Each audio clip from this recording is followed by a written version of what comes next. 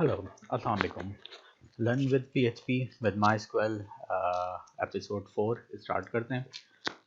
इससे पहले हमने प्रीवियस एपिसोड में देखा था कि PHP क्या है, सिंटैक्स क्या है, प्रिंट कैसे होता है, ये सारी चीज़ें हमने देख चुके हैं।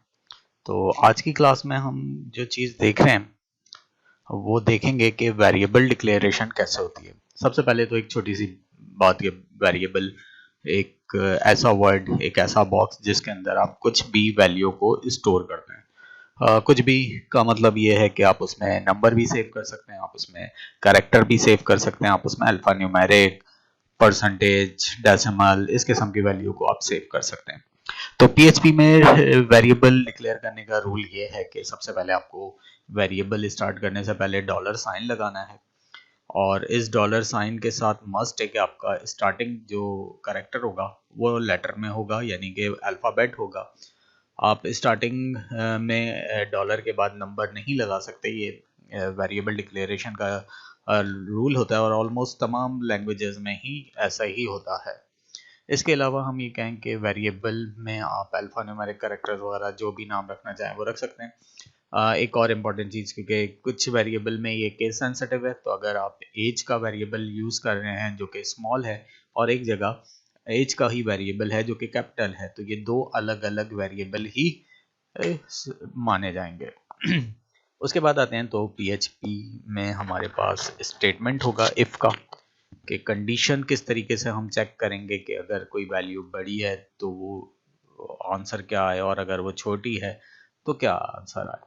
इफ़ जिसे हम कहते हैं, अगर हम उसको इस तरीके से इस्तेमाल करते हैं कि अगर हमारे प्रोग्राम में कंडीशन ट्रू होती है तो वो यहाँ पे रीडायरेक्ट हो जाए या ये वैल्यू को प्रिंट कर दे, और अगर एल्स में होती है तो फिर क्या हो। और फिर हम इसी तरीके से मल्टीपल इफ में जाएंगे, जैसे आपने कहा एल्स इफ है, और इसी तरीके से हमने कहा एल्स इफ शामिल है, तो जिसमें हम उसी वैल्यू को साथ साथ लेके चलेंगे। तो जिसमें हमने कहा कि डॉलर अगर बड़ा है ए बी से तो ये हो जाए, एल्स इफ में अगर दोनों बराबर हो जाए तो दोनों इक्वल हैं, और एल्स में ए इज स्मॉलर देन है बी से। तो चलें स्टार्ट करते हैं। तो हम अपने आते हैं VS कोड पे, और सबसे पहले हम इधर एक नई फाइल क्रिएट कर लेते हैं, जिसे हम Ctrl+S सेव कर देते हैं। सी में मैंने XAMPP सर्वर पहले ही स्टार्ट कर लिया। htdocs में मैंने एक फोल्डर बनाया लर्न विद PHP, और इसका नाम मैंने रखा वेरिएबल 1 या वेरिएबल डॉट PHP।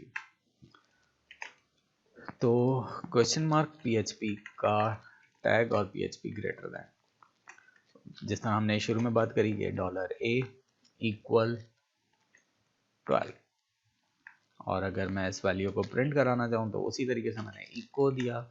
इको में मैं अगर कोई मैसेज देना चाहूँ कि a इज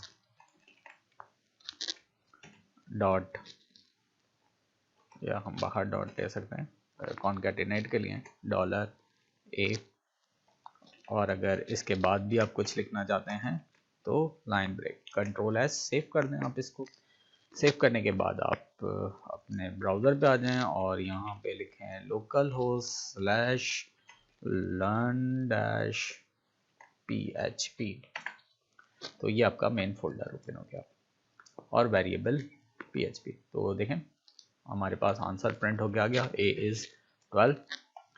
तो इसी तरीके से अगर हम आगे चलते हैं, और अगर हम इसमें कहते हैं कि भाई इसमें हम एक और वेरिएबल दे रहे हैं b इक्वल, और उसमें इस दफ़ा वैल्यू होगी टेक्स्ट में, जैसे कि हेलो, और यहाँ पे मैंने इसको भी इको करा दिया, और मैंने यहाँ पे दे दिया पहले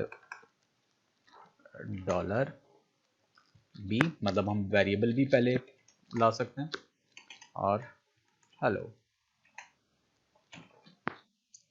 और सेमीकोलन। अगर इसके बाद भी कुछ देना हो तो आप लाइन ब्रेक कर सकते हैं। तो हेलो हेलो, क्योंकि वेरिएबल में भी हेलो था, और यहाँ पे भी तो मैं इसको कर देता हूँ how are you, control S, इसको देखें हेलो हाउ आर यू। चलें इफ पे आते हैं, इसी फाइल को मैं सेव एज कर देता हूँ और इसे मैं नाम दे देता हूँ इफ डैश स्टेटमेंट का जो कि .php है। वेरिएबल हमने डिक्लेयर करा हुआ है, इनिशियलाइज करा हुआ है ए डॉलर, अब मैं कर रहा हूँ b इक्वल 10, तो a 12 b 10। इफ अगर कहते हैं डॉलर a ग्रेटर हो डॉलर b से, तो ये वैल्यू या ये आंसर प्रिंट करेगा सिर्फ ट्रू की कंडीशन पे। मैं अभी सिर्फ इफ दे रहा हूँ, एल्स नहीं दूंगा इसके साथ, एल्स मैं सेकंड एग्जांपल में देता हूँ। तो मैंने इसे करा इको और a is greater than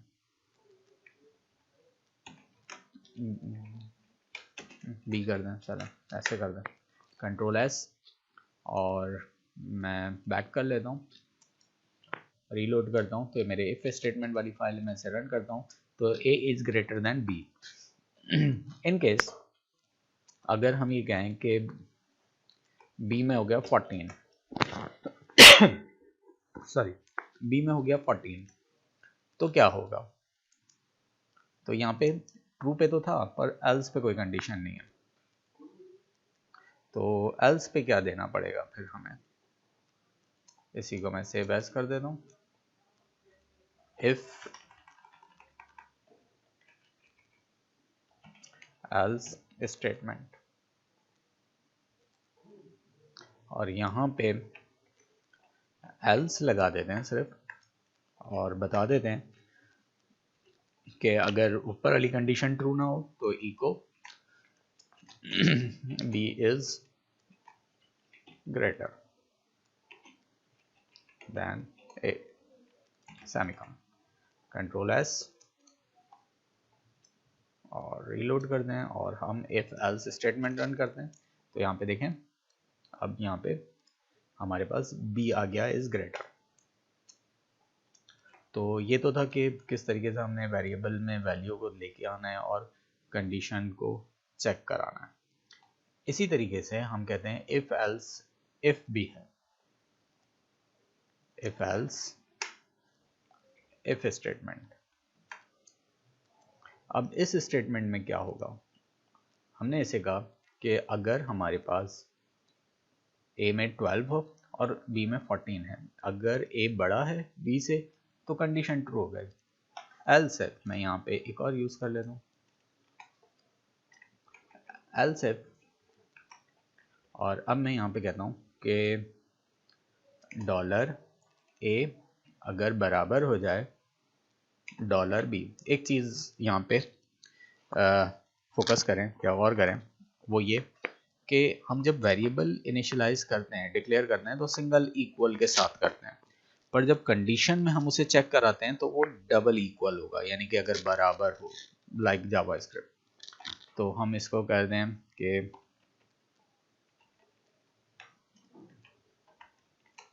a and b equal, और हम वरना फिर एल्स कर दें और इसमें कर दें, हमने कहा echo b is greater than a। चलें सेव करते हैं। तो यहाँ पे अगर a बड़ा है तो फर्स्ट कंडीशन होगी, और अगर a छोटा या a और b दोनों इक्वल हो जाते हैं तो सेकंड होगा। अगर ये दोनों ही ट्रू नहीं हो रहे तो फिर एल्स में ये तो होना ही है, सही। तो इस तरीके से आप जितनी भी कंडीशन चाहें वो अप्लाई कर सकते हैं। तो इसको रीलोड करते हैं और इफ एल्स स्टेटमेंट पे आते हैं, तो b इज ग्रेटर देन, और एक छोटा सा काम करते हैं क्विकली कि हम a और b को इक्वल कर देते हैं और अब इसे रीलोड करते हैं। तो देखें, तो ये हमारा एक आज का छोटा सा टॉपिक था जिसमें हमने इफ़ की और एल्स और इफ एल्स और वेरिएबल को चेक किया। नेक्स्ट टॉपिक में हम एरे पे आएंगे और जिन लोगों ने अभी तक हमारा चैनल सब्सक्राइब नहीं किया हुआ तो जल्दी से इस चैनल को सब्सक्राइब करें और बेल आइकन को प्रेस करें, कमेंट करें, लाइक करें और शेयर कर दें। तो इंशाल्लाह नेक्स्ट वीडियो में हम क्विकली आते हैं और आगे को देखते हैं। अल्लाह हाफ़िज़।